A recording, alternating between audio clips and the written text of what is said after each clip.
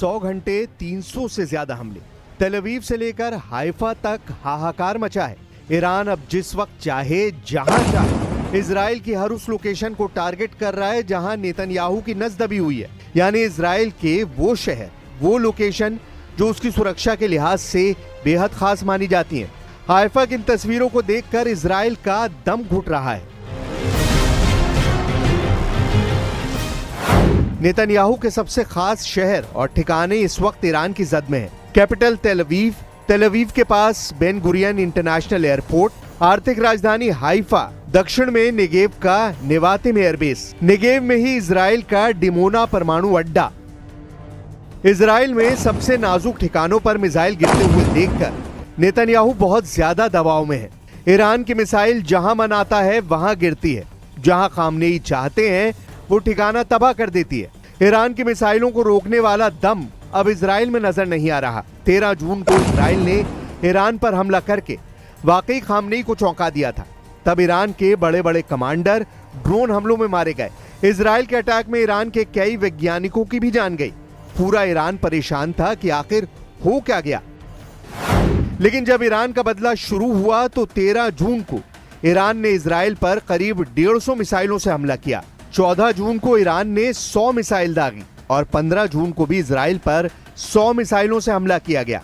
यानी 3 दिनों में ही ईरान ने करीब 350 मिसाइल से इजराइल पर अटैक किया है। और इन मिसाइलों को रोकने में इजराइल नाकाम साबित हो रहा है। आसान भाषा में कहें तो ईरान को लेकर इजराइल का गणित गड़बड़ा गया है। 80 के दशक में ईरान ने इराक से 8 साल तक जंग लड़ी। तब ईरान का सामना सिर्फ सद्दाम से नहीं था। तब सद्दाम के साथ अमेरिका, तमाम यूरोप और रूस भी थे। उनकी तरफ से इराक को हर तरह की मदद पहुंचाई जा रही थी। तब 1979 की क्रांति के बाद ईरान का नेतृत्व नया था और अनुभवहीन था, लेकिन ईरान 8 साल तक लड़ा। इस युद्ध में 10 लाख से ज्यादा लोगों की मौत हुई। अभी तक के इजराइल और ईरान के युद्ध में खामनेई अकेले नजर आ रहे हैं, जबकि इजराइल के साथ अमेरिका और यूरोप साथ साथ खड़ा नजर आ रहा है।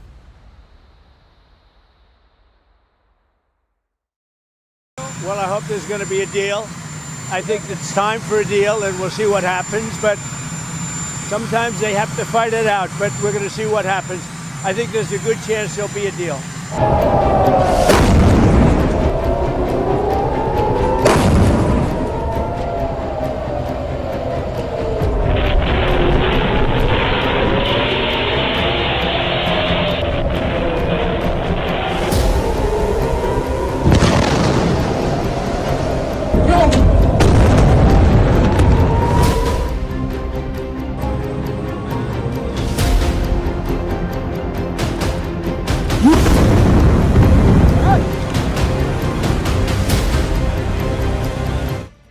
हाइफा, तेल अवीव और बाकी शहरों में शुरुआती दिनों के हमलों की तस्वीरें पूरी दुनिया तक पहुंच रही हैं। शुरुआत के 3-4 दिनों में ईरान ने इजराइल और उसके साथी देशों की गलतफहमी बहुत हद तक दूर कर दी है। ईरान की मिसाइल अब इजराइल को आंख झपकाने का मौका भी नहीं दे रही है। यही वजह है कि बड़ा सवाल ये भी है कि इजराइल का मिसाइल डिफेंस काम क्यों नहीं कर रहा।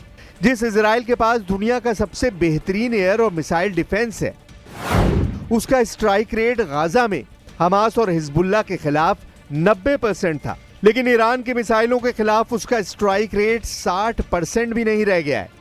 पश्चिमी मीडिया की रिपोर्ट्स बता रही हैं कि अब इजराइल ईरान की हर 10 में से सिर्फ 6 मिसाइल ही रोक पा रहा है, यानी 4 से 5 मिसाइल इजराइल पर कहर बनकर टूट रही है।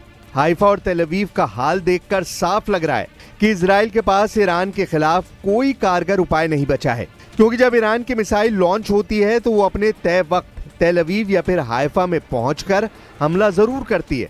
इनको शुरुआती स्टेज में ही अगर रोक दिया जाए तो ठीक, नहीं तो एक बार इजराइल के ऊपर पहुंचने के बाद मामला 50-50 रह जाता है। यही वजह है कि इजराइल में अमेरिका का third missile defence system fail हो गया। इजराइल का अपना एरो मिसाइल डिफेंस सिस्टम भी फेल हो गया। इजराइल का David sling air defence system भी नाकाम हो गया और इजराइल का मिस्टर भरोसेमंद आयरन डोम भी नाक रगड़ता हुआ नजर आया। It's a numbers game.